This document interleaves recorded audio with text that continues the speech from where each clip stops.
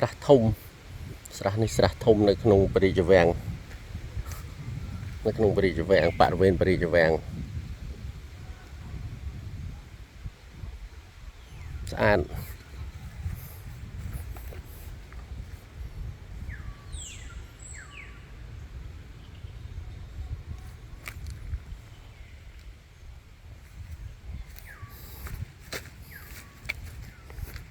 នេះស្រះតូច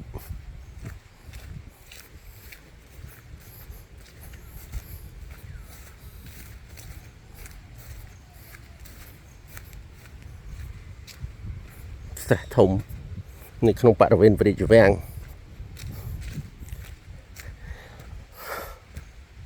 នេះស្រះតូចមួយទៀតអាចថាស្រះធំនេះព្រះមហាក្សត្រ